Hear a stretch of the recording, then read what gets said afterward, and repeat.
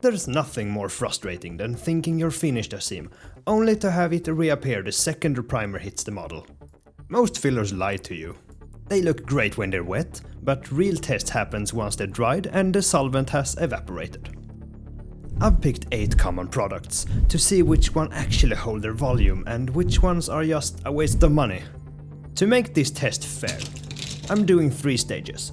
First, application to see the consistency, then how they behave under sandpaper, and finally, the most important part, we let them cure for 24 hours to see the shrinkage, before we crown a winner under white primer. Let's start with a mess. First up, Vallejo plastic putty. It's very messy and way too loose for fine details.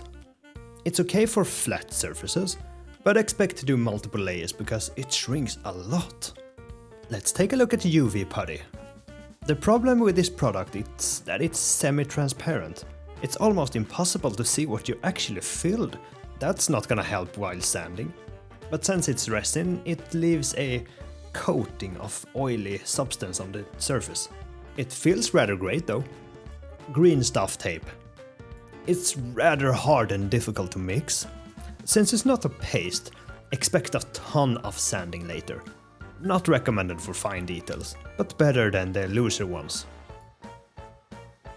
Next contendant, Humbrol. This stuff stinks, and it dries very fast.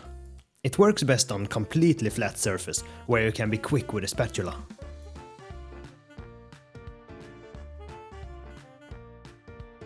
Now, green putty. No smell, which is nice. It's quite similar to plastic putty. It's hard to get a clean finish, and requires patience with multiple layers. Next up, Milliput, the Superfine version. It's a bit of a chore to knead, but damn, it fills the seams really good. No smell, and you can actually sculpt smaller details. Looking promising. Ammo Putty Surfacer. This one fills absolutely nothing.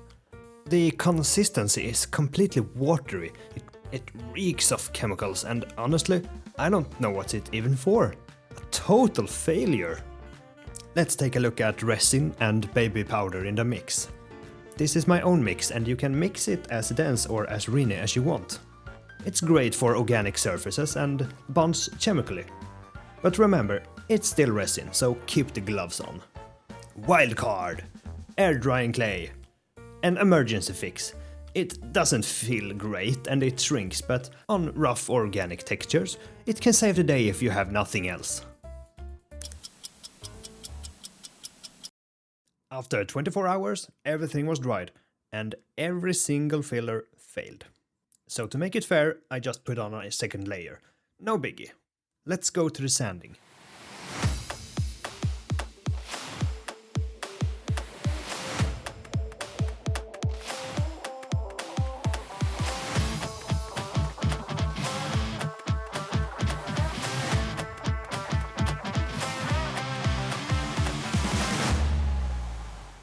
At this point, everything is fully cured.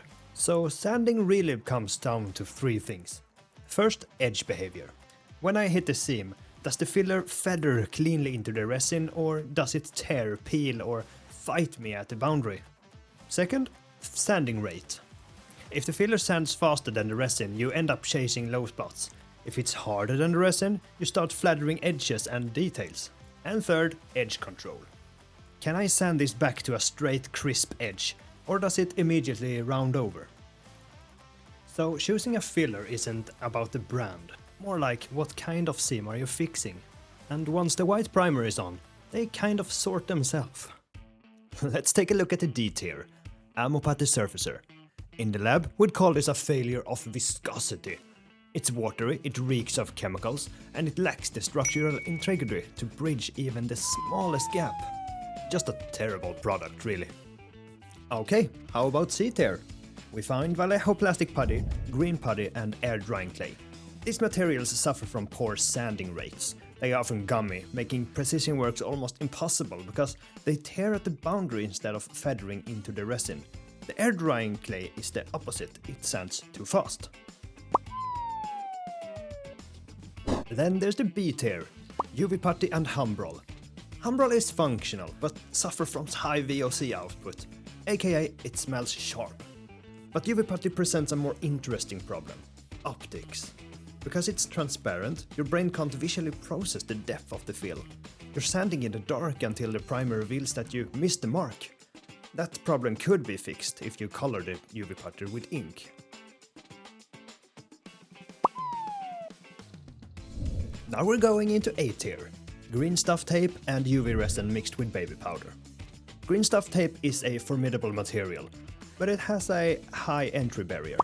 It's difficult to knead and clumsy to apply, but once cured, it sands surprisingly well. With enough extra effort, it can even allow you to reconstruct lost details. How about resin and baby powder? The results are undeniably good. It creates a chemical bond that sands at a rate almost identical to the model itself. However, because it is resin, the safety risk means you must work with caution. It's a professional result that demands professional discipline. The undisputed gold standard is Milliput Superfine. Yes, it's a workout to knead, but it compensates for that with effort with high speed.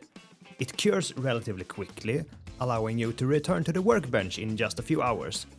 The sanding rate is perfect, feathers into the resin with a precision that satisfies the inner engineer. It even offers a unique hack for the wasteful hobbyist. Because the curing is a chemical reaction, you can actually freeze it up to 36 hours to stall the process. So which filler do you use? Did I miss something important? Tell me in the comments. And also a huge thanks to my Patreons. Your support is what makes these deep dives and technical experiments possible. You're the reason I can spend way too much time smelling Humbrol in the name of science. Until next time, stay creative.